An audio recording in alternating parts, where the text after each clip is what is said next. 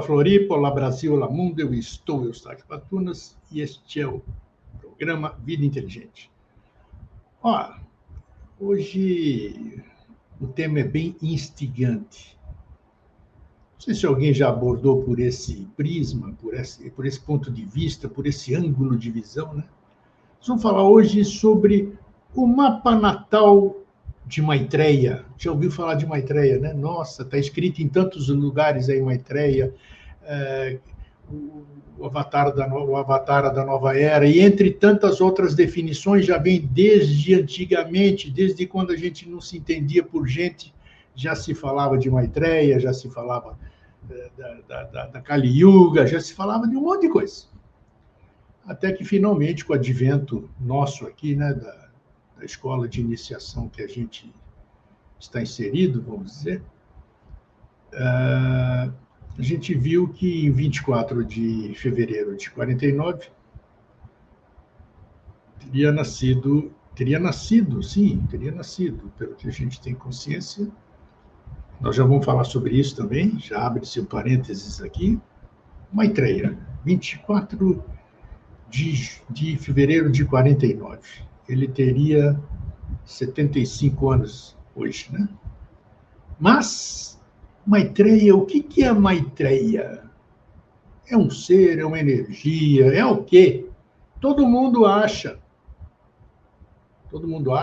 inclusive eu, claro, porque eu vou ser diferente, eu sou parte de todo mundo, de que é um ser que vem aí, trazendo conhecimento para a humanidade e tantas outras coisas, apesar de que deve ter algo mais, com toda certeza, estou me alongando aqui na abertura, mas porque não adiantaria hoje, não adianta, já faz tempo, desde o advento de Yoshua Ben Pandira, o Jesus, né? Não teria sentido vir mais alguém aqui para ser seguido, para curar pessoas e para ser idolatrado, amado, saudado. Não é isso. Não caberia hoje na humanidade, hoje, uma repetição dessa história. Então, a coisa é diferente. Sinto que é diferente, mas não faço a menor ideia do que seja. Sou franco em dizer aqui. Então, eu trago hoje meu querido amigo e irmão René Monterrey, que é astrólogo dos bons, né? E eu pedi para ele, René, vamos fazer o mapa natal de Maitreya? Do dia do nascimento, então nós vamos falar agora. Então, e a ideia foi fluindo e foi legal. Foi legal, e hoje o que nós vamos apresentar, espero que seja proveitoso para todos vocês. Cada um faz o seu, passa na sua peneira, usa o seu discernimento, aproveite, mas que vai ser legal, vai. Então tá aí, vamos começar. Quase o René vai embora da sala aqui. O tema é apaixonante, né, Grego? Legal. Não tem como, né? Não tem como a gente não se apaixonar, né? Porque, assim, de repente a gente... Eu vou contar da minha história, mas acho que muita gente é a mesma coisa, né? De repente, você escuta falar de Maitreya, escuta falar que vem chegar uma nova era, esse ser como sendo o condutor da humanidade, né? Uma espécie de novo Cristo ou coisas desse tipo, né?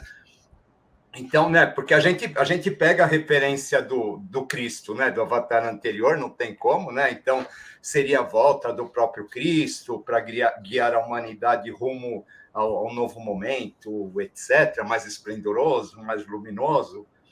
Então, realmente, a gente começa já imaginando quem seria esse ser, né? Como ele seria? Nossa, ele vem levitando, ele vem falando suave, ele vem falando macio, ele toca o coração das pessoas, né? A gente vai ter toda essa questão, né? E aí, então, qual seria o dilema, o grande dilema? Como reconhecer o avatar? Reconhecer o avatar é como se fosse assim a nossa prova de vestibular do ciclo, né? Para saber se a gente realmente o reconhece, né? Ou para saber se realmente, né? Aí a gente teria, na verdade, sido aprovado, entre aspas, né? E se a gente não reconhece e a gente, então, crucifica ele de novo e coisas do tipo, né? O que acaba acontecendo, assim, de uma certa maneira, a gente acaba assumindo um karma, né? um karma relativo a isso, de um certo modo, né? Então fica todo mundo na expectativa, todo mundo quer saber quem é o avatar, a reconhecer. Então imagina que vão entrar num lugar e se eu tiver em tal lugar, vão falar para mim, olha, aquele é o avatar, né? Então basta só eu seguir aquela pessoa, né? E ficar do lado dela fazendo cara de bonzinho, que pronto, né? Que eu já estou assim eu já estou no nirvana, já estou liberto, salvo, ou coisas do tipo, né? A gente, assim, não estou criticando isso porque inicialmente existe sim essa tendência, tá? Só que o que acaba acontecendo, então, a gente imagina um ser perfeito, sabe? É um ser perfeito, é um ser de luz, etc., né? E quando a gente começa a estudar astrologia, eu confesso que eu sou curioso bastante, então a gente vê assim, por exemplo, Annie Besant, Leadbeater, Eliphas Levi, os seres assim que mais emblemáticos, né? Estou citando alguns exemplos, né? Eu fico curioso de ver o mapa dessa pessoa, como realmente ela era, né? Por quê? Porque a gente pega e a gente cria uma imagem, né? E essa imagem ela não corresponde. As próprias leituras de mapas que a gente vê dessas pessoas, então eles vão fazer uma leitura baseados em aspectos herméticos, cabalísticos, etc. Sabe? É tipo assim, por exemplo, se houvesse possibilidade de fazer um mapa de Jesus, então eu já estou fazendo aquele mapa sabendo que é de Jesus, a minha leitura está sendo tendenciosa. Eu estou enaltecendo as coisas, eu estou colocando tudo assim num aspecto muito mais, né? Tudo tem que ser muito sublime, muito elevado, etc., né? Ele tem uma história já desenvolvida, né? Tem uma história desenvolvida, né? E a grande questão da gente, né? A gente que vê isso daqui é a imparcialidade. Ótimo. Você não pode fazer um mapa. Eu acho que quando a gente fosse fazer o um mapa de uma pessoa famosa, a gente não deveria de saber quem que era, né? Ou então assumir a imparcialidade desde cedo, volto-se nessa leitura fica tendenciosa, tá? Então, o que acaba acontecendo? A gente precisa entender como que isso tudo funciona, tá? Se você quiser, mostre o mapa um pouquinho agora. Eu vou mostrar, mas vou falar um pouquinho. Nós conversamos muito, René e eu, né? A gente vê a importância da questão, conversamos muito. Então, como é que nós vamos fazer um mapa, né? Ele vai explicar. É verdade, isso. Isso. Então, primeiro eu dou a explicação, depois entra o mapa. Isso, exatamente, para a gente mostrar o porquê, como nós chegamos nisso aqui, né? Isso, é interessante, tá? É importante, na verdade, né? É um mapa baseado no quê, né? Claro. Né? Então, assim, o que acaba acontecendo? É sabido para nós, né, lá do nosso colégio, que então teria sido revelado pelo professor Henrique, né, que o nascimento de Maitreya ocorreu no dia 24 de fevereiro de 1949.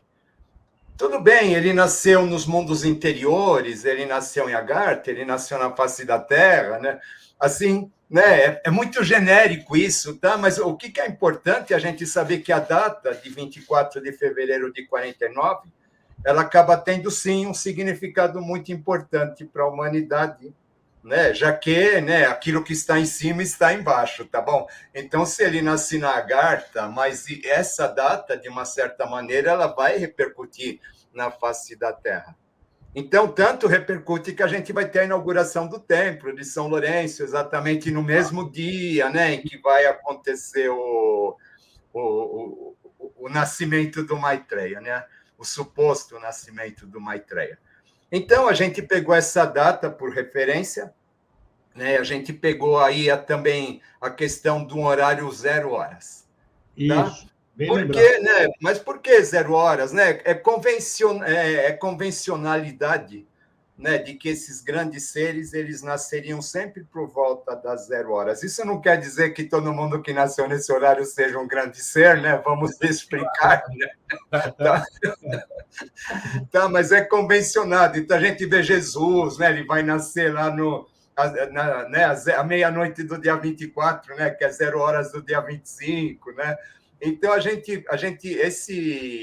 essa questão, né? O próprio professor Henrique, ele vai nascer às 0 horas, né? Do dia 15 de setembro de 1889, né? Então, o que acaba acontecendo? 89, não, 83, né? O que acaba acontecendo, então, a gente pegou essas convenções para fazer um mapa do suposto Maitreya, e eu confesso que eu fiquei muito intrigado com o resultado que esse mapa acabou trazendo, e achei ele bastante coerente dentro das questões aí que a gente estuda, tá? Então, nós temos esse mapa aqui, que foi o mapa que eu acabei encontrando. Quem estuda astrologia pode, então, providenciar, né, dentro desses dados, vai encontrar exatamente essa figura, tá? Então, o que acaba acontecendo aí, tá? Quando a gente fala do mapa astral, a gente está falando assim, dentro da minha leitura, dentro daquilo que eu aprendi, né? A gente está falando em relação, primeiro, aos nossos conflitos, às nossas dificuldades. Ele está falando em relação aos nossos desafios, o que a gente veio para realizar nesse plano, e assim por diante. E René, antes de você continuar, sempre lembrando, né? Sempre lembrando que a gente não sabe o que é ou quem é Maitreya. E segunda questão de que, estando no plano terrestre, ele tem a parte humana dele, que é exatamente. Esses aspectos que vão ser abordados aqui. Certo? Isso, e o mapa, né? O mapa é exatamente a parte humana, né? O que esse mapa ele representa, né? Então, a gente pode falar assim, ó, o mapa ele tem 12 casas, ele pode estar representando o nosso chakra cardíaco, onde os aspectos tensos são as nidanas, os aspectos harmônicos são as skandhas. Nos mapas astrais existem os chamados aspectos retrógrados, os aspectos kármicos.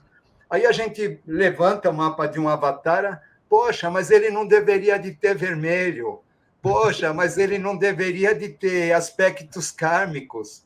Como que isso acontece? Sabe, afinal, o avatar tem karma, mas se não ser perfeito, como que ele pode ter karma? Né? Então, a gente já pega um mapa desse tipo, né? E a gente já começa a lidar com essas questões. É muito engraçado, assim, quando a gente vê as leituras convencionais que se fazem desses seres, né?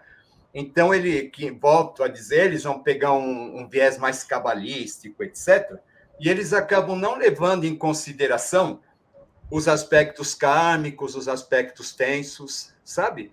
Então, diante disso, a gente faria, assim, uma leitura mais ou menos assim, tá? Eu tenho esse ser aqui, com o Sol, na casa 4, em Peixes, junto com Marte.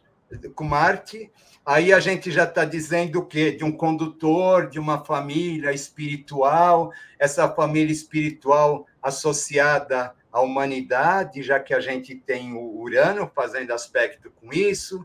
A gente tem um ascendente em Sagitário, que vai apontar o mestre, que vai apontar o arcano 15, como sendo a meta, um trabalho de obra para ele realizar, o meio do céu em Virgem, que é a roda, então ele é o movedor da roda de Sansara, o movedor dos ciclos, etc.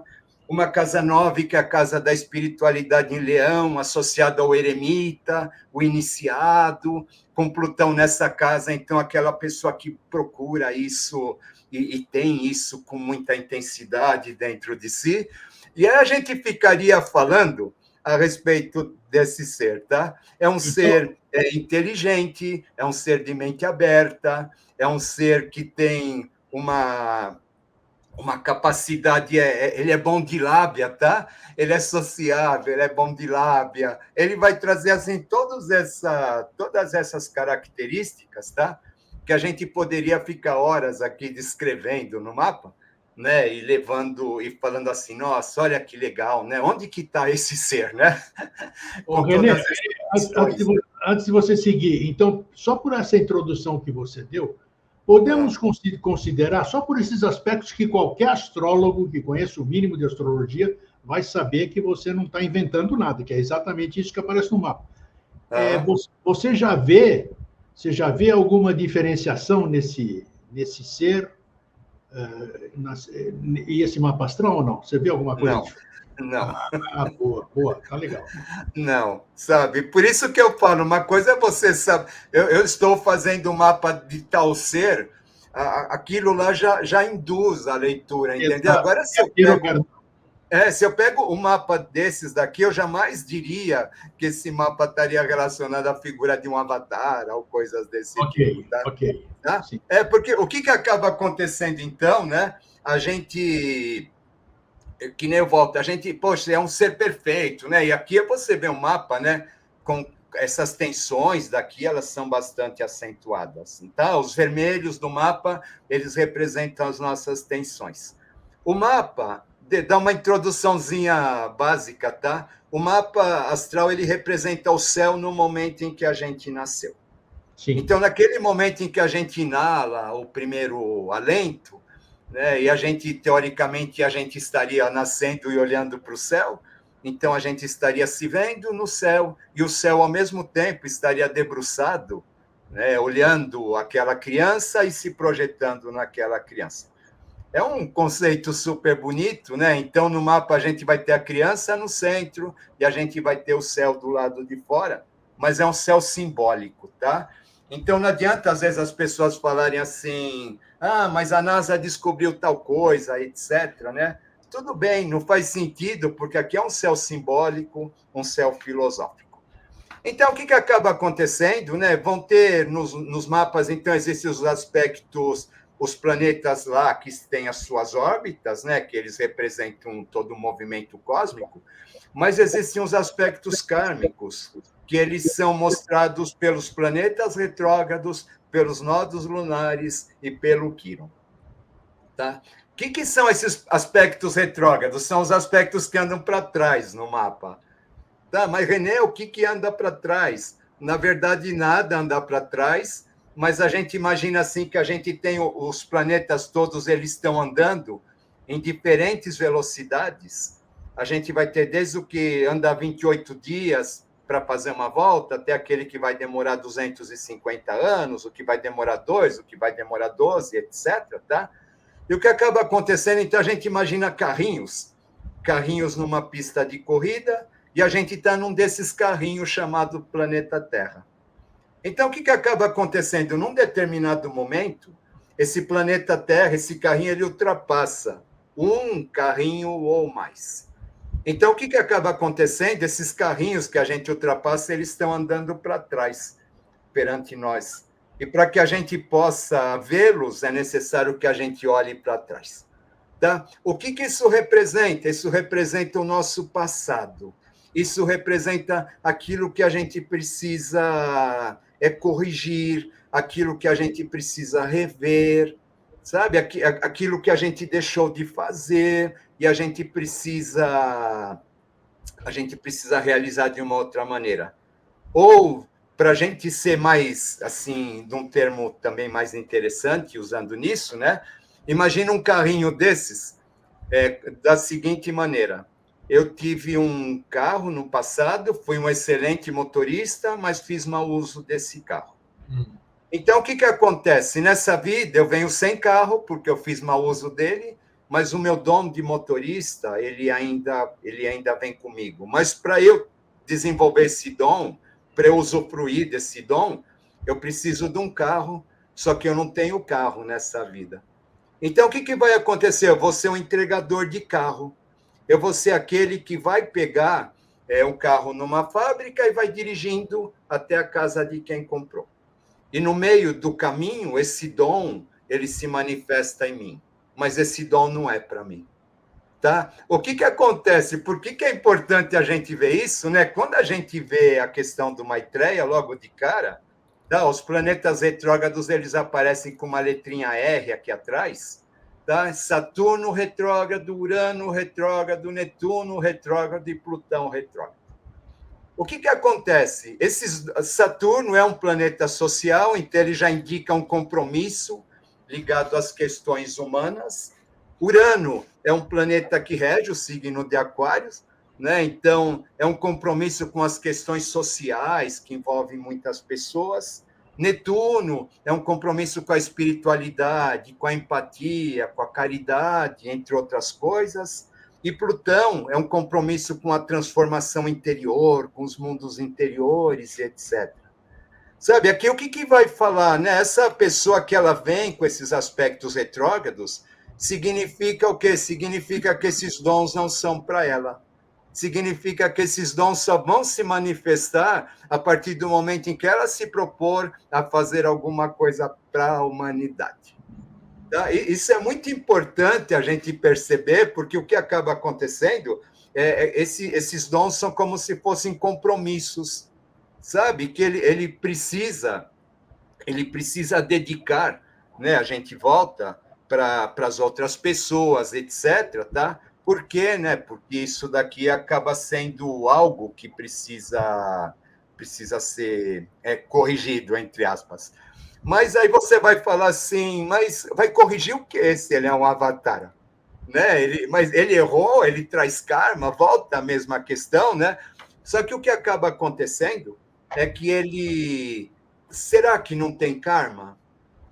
Né? Será que não tem karma? Sabe? De repente, a gente escuta falar de seres que tiveram uma missão e que acabaram não cumprindo aquela missão espiritual que eles tinham se proposto quando vieram para cá, né? Então fica sempre essa pergunta, né? Ou, por exemplo, aquilo que um avatar ele traz, aquilo que ele ensina e que depois as pessoas pervertem, que as pessoas modificam, que as pessoas usam para fins de poder e etc. Será que isso daqui não repercute nesse avatar? Agora, o karma que ele traz, será que o karma que ele precisa corrigir, será que é um karma pessoal ou é um karma coletivo? Né? Uma vez que ele está relacionado às questões da humanidade. Tá bom? Então, quando a gente fala em termos desses planetas retrógrados, né?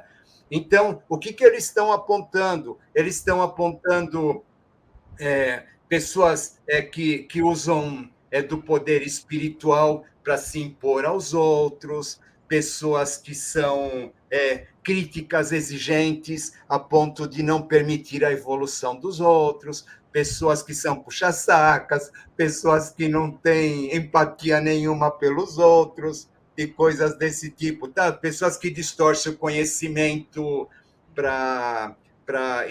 de acordo com o lado onde sopra o vento, para que eles possam ser beneficiados de uma certa maneira, tá bom?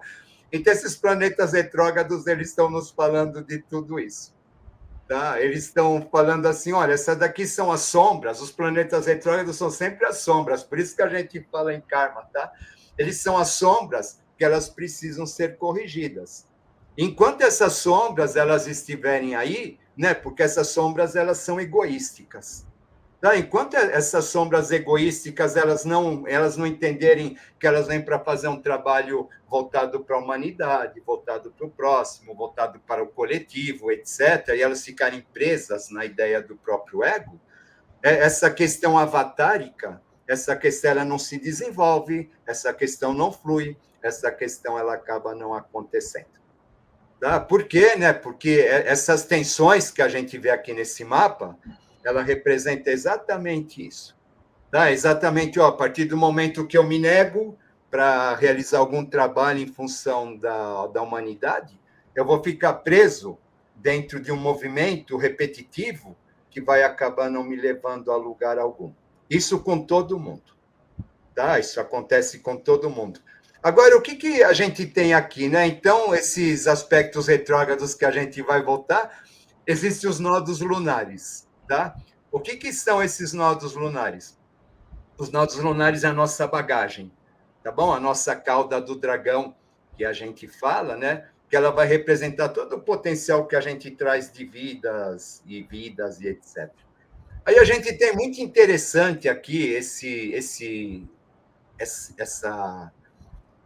essa situação, esse momento chamado Maitreya, a gente tem um nó do sul aqui em Libra, né? E na casa 11, nó do norte na casa 5 em Áries.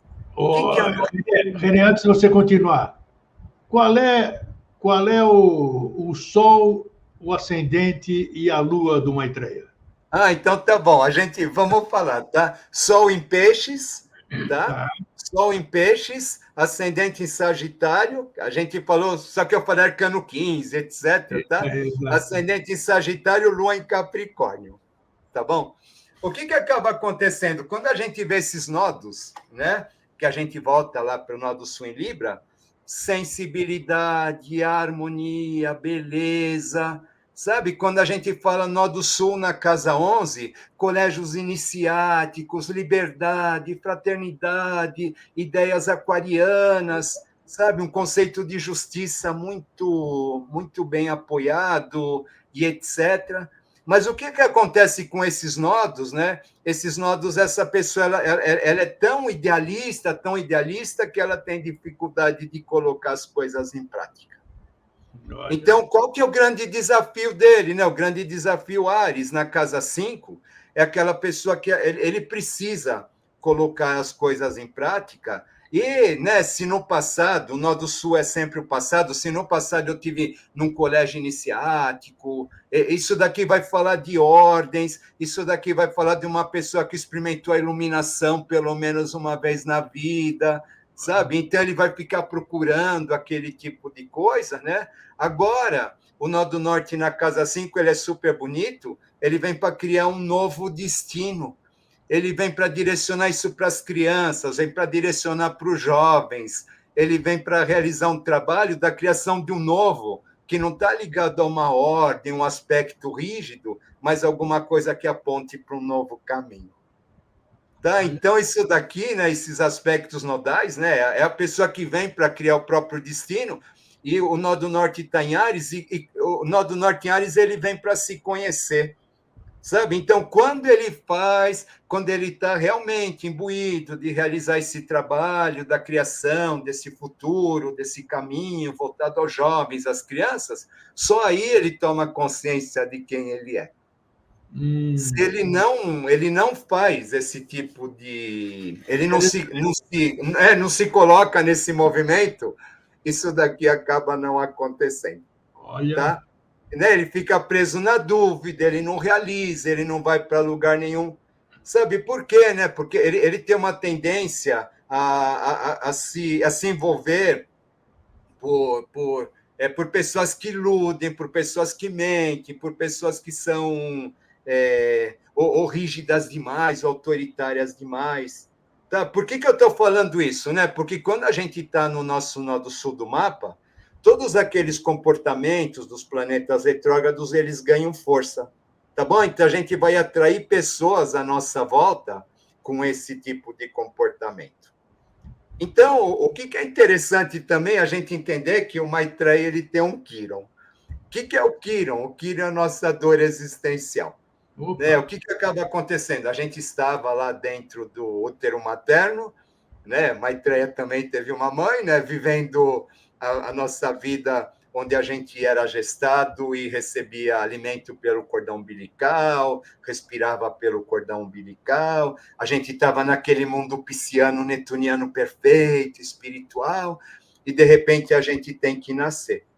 Né? Quando a gente nasce é tipo a expulsão do paraíso, né? E a gente, ao nascer, a gente vai ter que respirar pela gente mesmo, a gente vai sentir fome, vai sentir frio, a gente vai sentir medo, etc. Tá? Então, o Quiron ele representa a nossa dor de chegar nesse mundo. Tá? Mas por que tem que ser assim? Né? Tem que ser assim por quê? Para disparar os nossos mecanismos de biosobrevivência, porque, afinal, nós estamos num corpo físico. Tá? Então, é interessante que o Maitreya ele tem um Quiron. Tá? E esse Quiron, todas as vezes que ele é ativado, ele é a nossa ferida existencial, todas as vezes que ele é ativado, a gente corre para os nossos aspectos que são os nossos aspectos obstaculizantes, né? Aquilo que a gente precisaria corrigir do passado.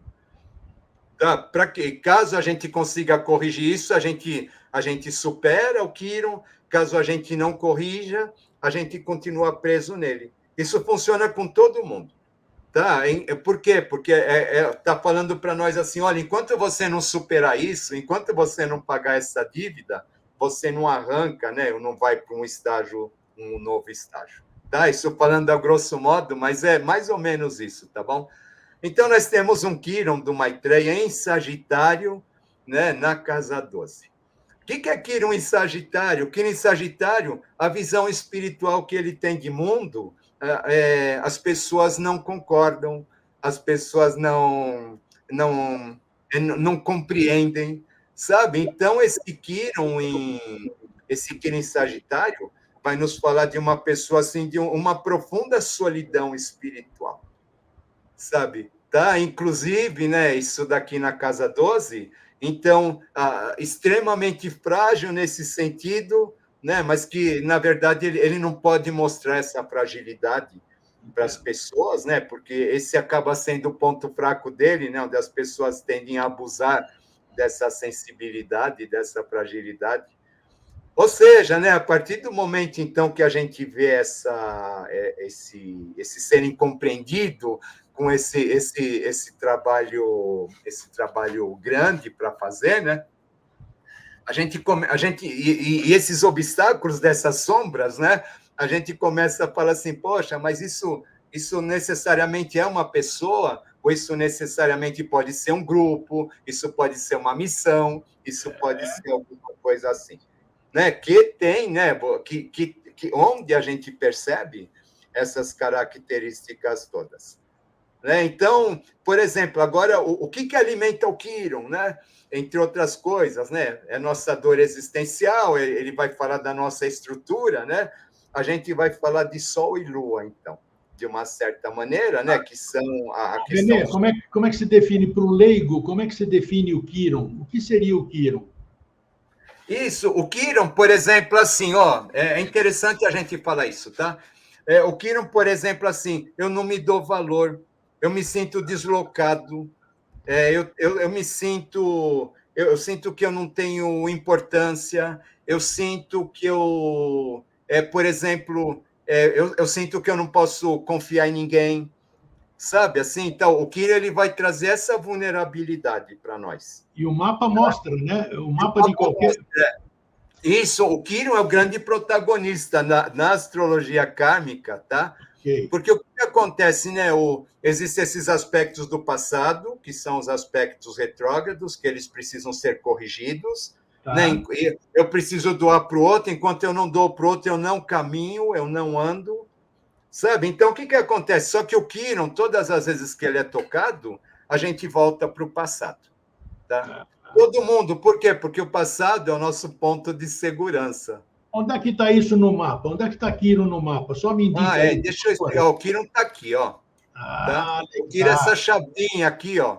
Tá? Ele que está nos mostrando isso aqui, tá bom? Então, o que acaba... Então, ele está na casa 12, né, em Sagitário, né? E é engraçado, né, que a missão, né, que é o ascendente, né? A missão dele é exatamente a dor dele.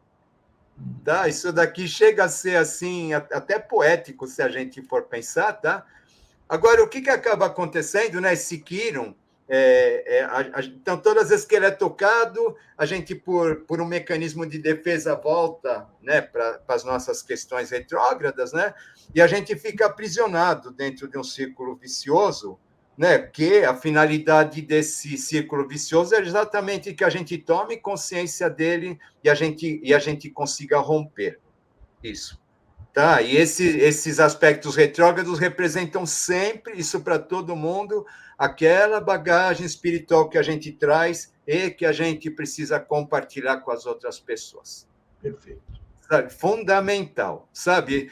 Ele vai representar, ó, eu tive um dom e eu usei esse dom para ganhar dinheiro, eu usei esse dom para me exibir perante os outros, eu usei esse dom para tirar vantagem, sabe? Então, os aspectos retrógrados, na grande maioria das vezes, vão falar isso. Eu não assumi responsabilidades, eu só pensei em mim, eu fui egoísta, tá? Eles vão tocar nesses pontos, tá? Okay. Então, o que acaba acontecendo, né? Nesse momento que a gente corre para esse ponto, vão aparecer pessoas no nosso caminho que vão personalizar esses comportamentos retrógrados que a gente precisa corrigir. Aí a gente fala assim, poxa, mas por que eu encontro pessoas que agem dessa maneira? Sabe, poxa, mas eu sou tão legal, por que eu só encontro gente briguenta, não sei o quê? Ou atraio, né? Também ou não? Eu atraio, tá? Você vai descobrir que essas pessoas que você atrai, exatamente esses aspectos retrógrados que estão sendo apontados para você corrigir. Tá bom? Então, o que acaba acontecendo? Né? E essa ferida era estruturada na nossa infância. Tá? A gente nasce, né? Ela vai aparecer na nossa infância. Então, a gente olha ela em função do Sol e da Lua, né? Que são alguns modos da gente entender pai e mãe também dentro do mapa. Tá? Aí, o que acaba sendo interessante, né? A gente vê essa lua aqui, por exemplo, falando a respeito da mãe de Maitreya, a gente pensa que a Avatara não tem problemas familiares, tá? A gente vê aqui tanto a mãe quanto o pai, tá? A gente vê assim a mãe e o pai assim extremamente severos, tá? Olha, Exigentes, severos, sabe assim? Então é interessante a gente perceber isso, tá? Essas tensões daqui, ó. Essas tensões estão ligadas à figura de pai e mãe, sabe? Uma super mãe, super protetora, sabe? Mas ao mesmo tempo rígida, exigente, um pai extremamente sensível, um pai espiritualizado, René, esse sensível, pai, mas também que cobra em demasia. Diga. esse pai e essa mãe, necessariamente, ele pode ser simbólico, alguma coisa simbólica, ou tem que ser necessariamente isso que a gente entende como pai e mãe? Como é que é isso? Olha, eu posso dizer assim, pode ser como pai. Não, no mapa da gente é pai e mãe de verdade, tá?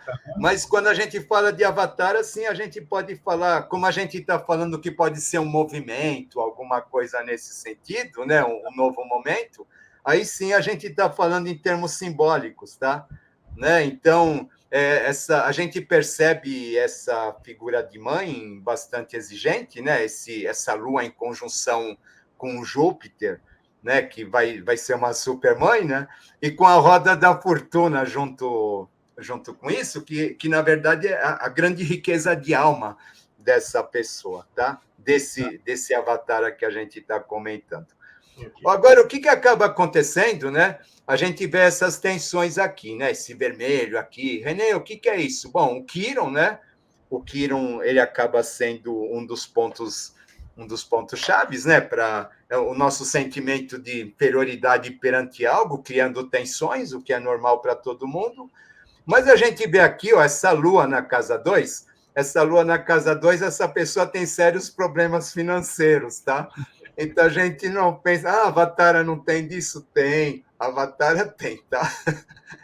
Agora, o que acaba acontecendo, né, com esses problemas financeiros? Olha, eles estão ligados, né, a aspecto, principalmente o Netuno retrógrado aqui, tá? E depois a gente vai procurar, por exemplo, quando eu tenho uma casa na astrologia, né, quando eu tenho um signo, tá bom? Eu tenho um signo, por exemplo, de Capricórnio aqui, tá? O que acaba acontecendo?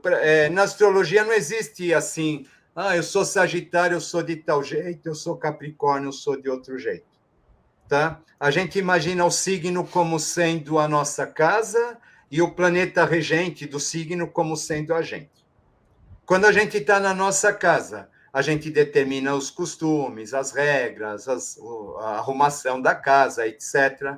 Quando a gente está na casa de uma outra pessoa, a gente está preso nas regras da casa de outra pessoa. Perfeito. Então, com a astrologia, vai acontecer a mesma coisa. Tá? Então, quando eu falo assim, por exemplo, essa pessoa daqui ela tem problemas financeiros, eu vou procurar, né? Tenho que procurar o dono da casa aqui para saber o que acontece aqui realmente. Eu vou encontrar esse Saturno em Virgem, retrógrado no meio do céu. Sabe o que isso significa? Que ele precisa doar o conhecimento, que ele precisa não julgar as pessoas, ele precisa ser empático, ele não pode ser crítico.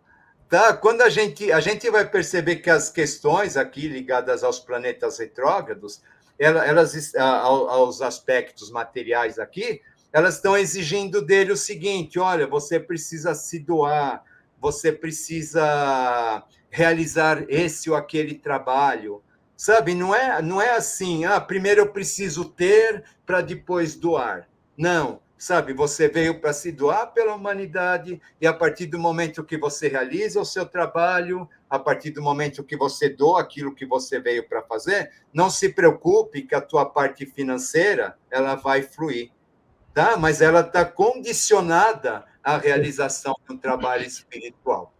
Tá? É muito interessante isso, porque caso contrário, se eu fique, eu fico pensando, eu fico pensando assim, exclusivamente nesse ponto, né? A gente percebe que aqui é um ponto de conflito grande, né? Se caso eu fico preso nesse ponto aqui, que é ainda mais ligado a Capricórnio, etc., tá? O que acaba acontecendo, ó, a gente trava esses outros aspectos do mapa.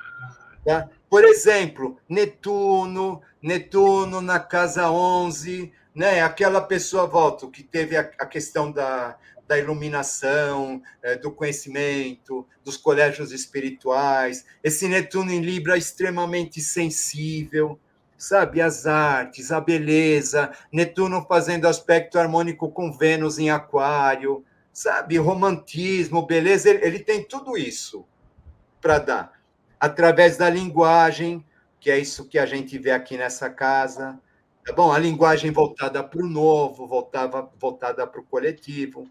Então, só que o que acontece? Ó, se essa pessoa daqui ela fica preocupada demais com a segurança financeira, com essas questões nesse sentido, o que acontece? Ó, vê esse riscão vermelho, ele trava, isso daqui não acontece, sabe? Porque isso daqui está falando assim, olha, primeiro você tem que doar isso e depois, né? Depois que você doa isso, as coisas fluem. Caso contrário, elas acabam não acontecendo, tá? Então, né? Você vê que é bastante interessante, né? Essa questão, né? Plutão na casa 9 em Leão. Nossa, Plutão na casa 9 é uma pessoa que é um líder espiritual por excelência. Tá? Só que acontece o seguinte: se ele pegar essa liderança espiritual e usar para se impor perante os outros, a questão do poder, da autoridade, etc., que tudo isso implica, o que acaba acontecendo, ó, simplesmente, né, os dons dele de falar, de comunicar, de transmitir o sonho, etc., não se manifestam. Tá?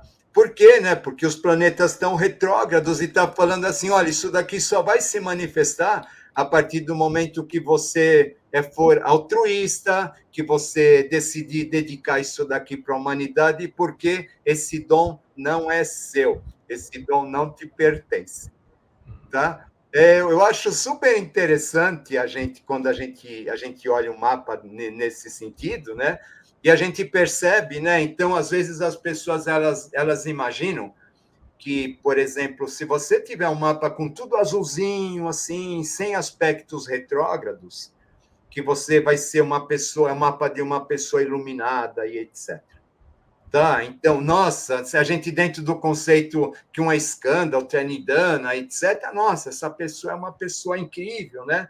E eu já atendi pessoas com mapas desse tipo e fiquei muito frustrado, né? Por quê? Porque o que acaba acontecendo é que essas pessoas elas não têm desafios e uma vez não tendo desafios, elas não realizam nada com elas mesmas. Então, o que a gente está vendo nesse mapa, né, com esses desafios, né? Nó do Norte é o novo, voltado para o futuro e para as crianças, etc., né? Criar um novo destino, um novo caminho, né? O que a gente vê com esses desafios, e que é muito bonito, é a gente perceber que esses seres eles não vêm prontos, sabe? Eles encarnam, eles têm toda a questão humana os acompanhando. Então, é necessário que eles, sim, se empenhem em algum trabalho, essa questão da doação, do sacrifício, etc., né? Que dentro desse empenho deles, aí sim, né? Eles vão se tornando quem eles verdadeiramente são. Tá? Porque, né, é como se fosse assim, esse trabalho na Terra é como se fosse a iniciação dele. Né? Ele precisa passar por esse caminho, ele precisa passar por essa iniciação, né, para, né, você vê que a consciência, ela não vem antes, a consciência vem depois. Você pega os mestres, né? Então, no início eles são orientados, eles são guiados, né? A última coisa que vai acontecer com ele, já no fim da vida, é a plenitude da consciência. Por quê? Porque a consciência ela é o resultado de tudo isso daqui. Perfeito. Então, se engana, né? Quem diz assim, por exemplo, que um ser ele já vem pronto. Sabe? Ele já vem com aquela consciência, etc. Não, ele não vem, ele precisa se doar, ele precisa fazer o trabalho para que aquilo realize. E no momento que ele realiza aquilo, aí sim ele adquiriu a plenitude dele como ser. Tá? Quando a gente pega o simbolismo do Cristo na cruz, por exemplo, né? A gente vê que ele vem fazendo todo um trabalho de cura, o batismo, tem todo aquele processo de vida dele, da história, mas a gente vê que o momento da consciência plena é o momento da crucificação. Tá bom? Que é um momento onde ele fala assim, ó, seja feita a sua vontade, consumato est, né? Que é quando, na verdade, ele se rende aos desígnios divinos. Sabe, eu vim para fazer isso, eu vim para ser isso. Sabe, enquanto essas pessoas elas não entenderem isso, né? Então, a grande questão dos avataras, dos seres em geral, né? Todos nós temos esses retrógrados, esses aspectos, esses conflitos, né? Mas a gente não entender, enquanto a gente não entender que a gente veio para doar, aquilo que a gente tem, né? Isso vai depender do grau de cada um dos retrógrados, tá? Mas o que acaba acontecendo, enquanto a gente se recusa a fazer isso, a gente não se realiza como pessoa. Sabe? Então, a grande questão é realmente entender isso. Tá? Agora, o que acontece? Os desafios, né, desses seres, sabe? Esse Netuno retrógrado aqui na casa 11, etc., são os amigos puxa-sacos, sabe? Esse Urano retrógrado em Gêmeos, aqui, aquele que vai pegar o conhecimento, ou a linguagem, e vai adequar de acordo com seus interesses. Né? Esse Plutão retrógrado aqui, aquela pessoa que vai impor a sua autoridade espiritual sobre os demais. Esse Saturno retrógrado, aquele que se coloca como um exemplo, como um modelo, né? E a ponto de intimidar os outros, né? Fazendo com que essas pessoas não cresçam, sabe? Né? Então, quando é interessante a gente pensar que esse ser ele acaba se rodeando dessas pessoas. Por quê, né? Porque essas pessoas são as sombras que precisam ser superadas. Agora, se a gente está falando em termos coletivos, seria interessante, né, que as pessoas compreendessem que, então, esse tipo de comportamento deveria de ser alguma coisa a ser percebido. Eu não vou dizer ser combatido, porque aí implica né? Não é isso, tá? Mas, assim, a ser compreendido e ser abolido, sabe? Entender que primeiro dar para depois receber. E não primeiro receber, agora que eu recebo, agora só eu te dou. Sabe assim? Porque o trabalho não é esse, né? O trabalho ligado à humanidade, realmente, né? É um trabalho que ele implica, né? No caso de um avatar, como a gente está falando, de uma ideia, de um grupo, de uma nova era, né? Implica em renúncia pessoal. Interessante que a gente vê como consciência e sair levitando e etc, né? Mas ele vem para fazer um trabalho onde ele vai renunciar a ele mesmo, né? Em função da humanidade, né? E em função da nova era, do novo ciclo e etc. Interessante o que você está falando, porque se a gente olhar para trás, nós vamos ver que todos aqueles avataras que precederam, né, eles realmente não foi da noite para o dia. Eles não nasceram prontos, tiveram um período de ensino, de desaparecimento, estiveram em locais que não sabem. Então, quer dizer, só corrobora com isso que você está apresentando, que existe um trabalho prévio para poder chegar nesse nível de desenvolver a tarefa. Aí sim, mas esse que antecede é que é o grande X da questão. Para você, se você passar por aquele período, aí sim você vai ser remunerado, como você disse. Trabalha primeiro e recebe depois. Isso, exatamente, né? Exatamente. Você sabe que teve um filme, né? Você deve ter assistido, né? A Última Tentação de Cristo. Sim, Eu claro. assisti assim, logo que lançaram lá, acho que nos anos 70, né? O começo dos 80, né?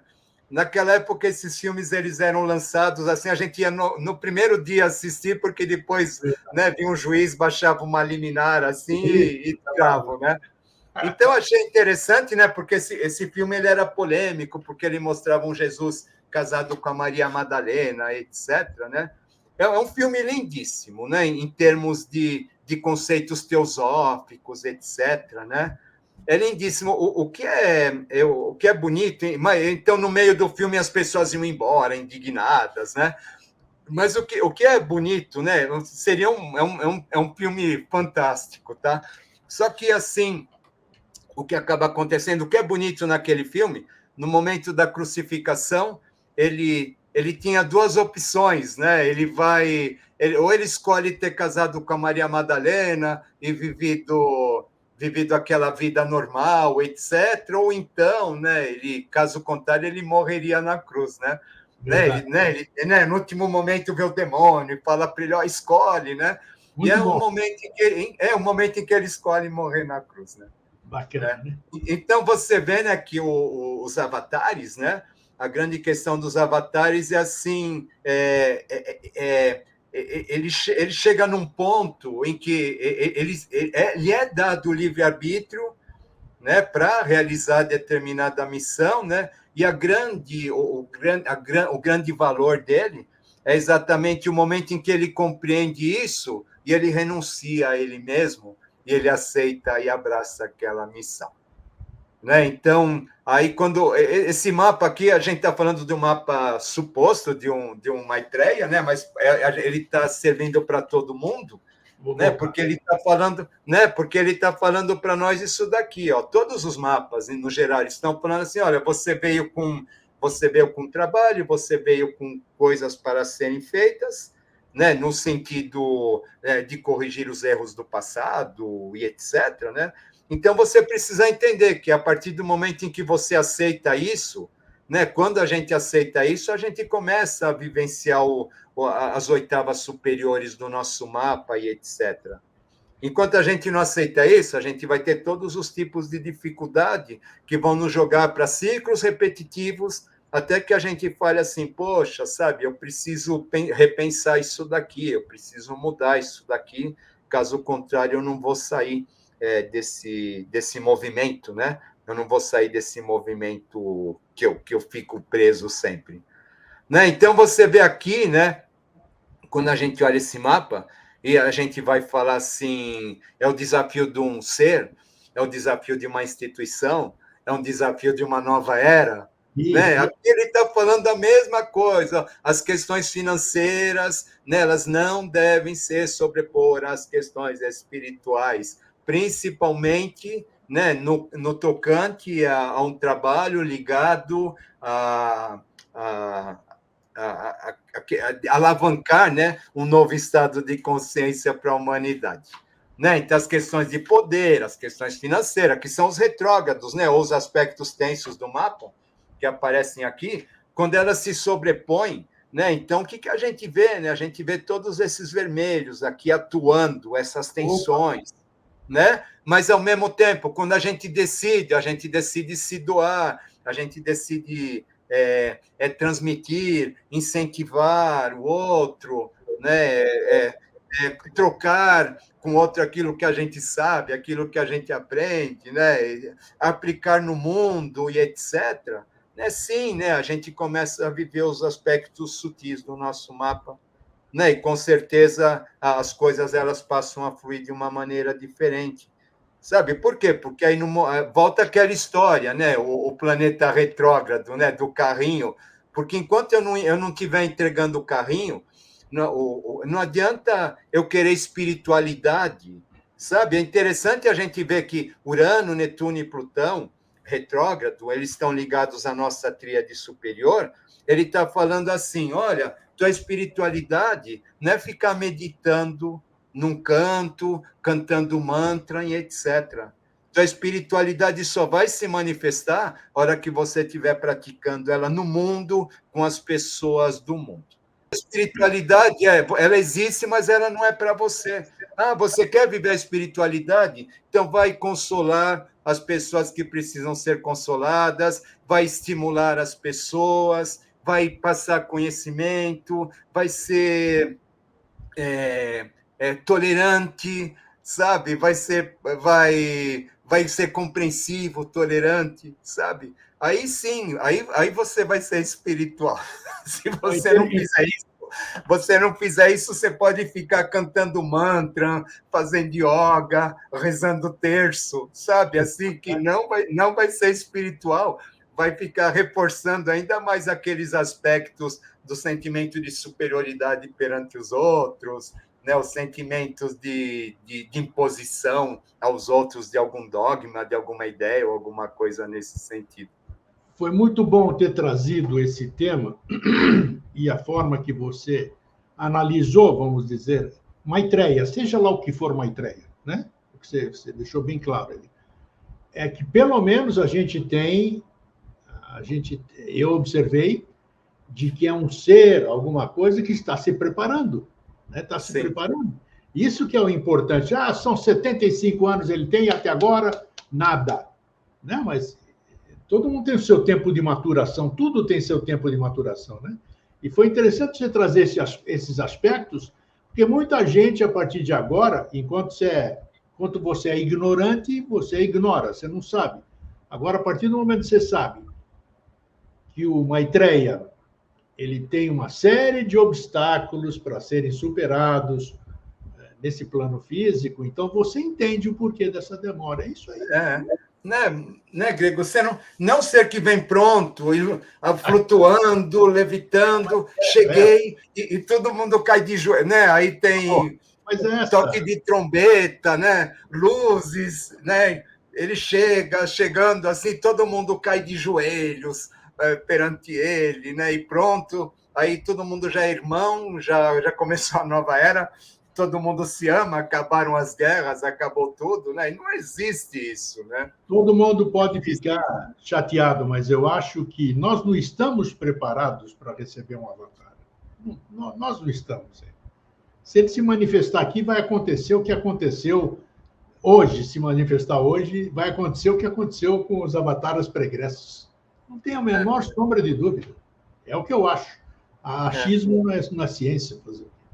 Mas você vê, né, Grego, que nem você, essas sombras que acompanham ele, né, desses retrógrados que a gente está falando, né, sabe? As pessoas que usam do conhecimento de maneira errônea para criar de modo fanático, o puxa-saquismo, os tendenciosos, aqueles que pegam as coisas e moldam ao seu bel interesse. Tem muito. Né? Tem muito disso, né? Você vê que realmente, né? E aqui você vê um mapa desse tipo, está te falando, olha, enquanto isso daqui não for superado, não chega avatar a nenhum, né? O avatar ele representa, ele é a consciência da superação de tudo isso. Ele não é algo que já existe, então tá todo mundo assim, né? Assim, não, eu vou continuar como eu sou e etc. Né? Não. Ele está te falando, olha, você precisa superar tudo isso. A consciência, que nem eu volto a falar, né? A consciência é a coroação de algo que foi superado. Essas tendências negativas, essas sombras, essas dificuldades. Né? Enquanto isso estiver aí, essa consciência chamada Avatara não vem. Enquanto a Avatara não vem a nova era. Né? Então não adianta a gente falar, nós já estamos, etc., né? Porque não estamos, sabe? Assim, enquanto a gente não supera isso, né? E o que é interessante, o universo ele não tem pressa nenhuma. Né? Ele tem uma eternidade pela frente, sabe? Nós que temos pressa porque a nossa passagem aqui é atemporal, né? Né? Então, isso daqui, a gente está falando de uma coisa que isso daqui, eu vejo isso daqui ó, como uma proposta. Sabe? Nasceu o Avatar em 49, então o mapa está falando para nós assim, olha, vocês têm isso para superar, vocês têm isso para fazer, vocês têm isso para realizar. Né? Ele está falando isso daqui para nós. Ele não está falando, nasceu um Avatar, que bom, é só eu descobrir quem ele é, eu ficar amigo dele, pronto, meu lugar está garantido. Eu vou dar presente para ele, vou paparicar o Avatar. É isso. Por isso que eu digo que a humanidade não está pronta, porque vai se comportar exatamente dessa forma. Não é? Você sabe, assim, não existe, né? Não existe realização nesse sentido, né? E o que é interessante, né? Até a gente colocou na sinopse, né? O grande desafio é descobrir o Avatar, né? E se alguém te disser o Avatar é esse ou é aquele, desconfia, né? Desconfia. Eu já conheci dois. Não é assim, não. Já conheci dois, mas tudo bem, né? Eu já conheci um monte também, sabe? Aí, ó. Agora, o que acontece? Por quê, né? Porque isso daqui, ó, enquanto isso daqui não tiver resolvido dentro de nós, sabe? Enquanto a gente não resolver isso dentro, fora, a gente nunca vai enxergar. Ô, René, para a gente encerrar e ajudar quem quer, como a gente não faz nada para nós, fazemos para todo mundo, passa aqui para o telespectador ou para os postulantes, os estudantes de astrologia, tudo, que nós nos baseamos no quê? Hora de nascimento, 0 hora, né? Dia de nascimento, 24 de fevereiro de 49. Isso. E o lugar? A gente pôs São Lourenço aqui por causa... Isso, a gente relacionou ele com a fundação do templo, tá? Com a inauguração do templo. Então, essa que foi a fundamentação do mapa, que eu vou colocar mais uma vez aqui, isso que foi apresentado durante todo o programa, né? Está aqui, ó. O mapa foi feito sobre isso. 24 de fevereiro de 49, 0 hora, São Lourenço, Minas Gerais. Pegou lembrando, né, que a gente falou muito por cima de tudo, né? Não, claro. Tá? Mas a gente procurou, assim, dar uns aspectos gerais e também, se a gente fosse ficar fazendo uma leitura muito chata de grau, de tudo, né? E a gente quis pegar o geralzão do mapa, assim, para as pessoas entenderem realmente, né? Para ficar uma coisa assim mais dinâmica, né? Muito legal. Te agradeço mais uma vez pela disponibilidade em compartilhar conhecimento. Sempre é muito bom, né?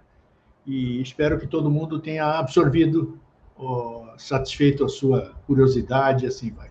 René, só um comentário, viu? Porque é interessante a gente perceber, né, essa pessoa com todos esses dons, mas com todos esses problemas, né? Claro. Né? Então, e esses problemas é exatamente o lado humano dele, que a gente se recusa a ver, e é importante que a gente veja, né? Porque seja lá o ser que for, né? A hora que ele se manifesta, ele tem um lado humano, né? Com problemas como todos nós, né? E a gente não pode simplesmente negar a existência disso, né? Porque aí a gente está fugindo muito da realidade, né? E quem está na escola que a gente estuda, que a gente tem afinidade, tudo, sabe bem da história do professor Henrique José de Souza, né? A dificuldade de administrar o terreno com o divino, né? Então, tá aí. Ele tem uma frase bonita, né? Tive que deixar de rico ser para enriquecer. Olha que lindo, não conhecia isso. Essa eu não conhecia. Não. Tive que deixar de rico ser para enriquecer. Olha que maravilha! Para me vivendo e aprendendo. Isso é bem essa casa 2 aqui, tá? Essa casa 2 tensa, com essa lua do mapa, etc., né? Tem muito a ver com essa frase daí. Nossa, maravilhosa, maravilhosa. Valeu o programa já. É isso aí. Valeu, René. Forte abraço, meu querido. Até a próxima. Abração. Tudo de bom. Tchau. Gente, como é bom falar de coisa boa, né? Como é bom abrir, tirar, afastar a viseira para o lado para poder ter mais visão, né? Isso é necessário, são duas coisas juntas, né? Não adianta você ter visão sem instrução, então você tem que ter orientação também para poder entender agora o que você está vendo que tirou a viseira. Então isso é muito legal. Isso a gente procura fazer, estamos tentando fazer há 19 anos, né? Aqui nós vivemos ainda com a referência do tempo terrestre, mas assim que vai. Gente, foi muito bom, fraterno abraço e um feliz sempre. Tchau.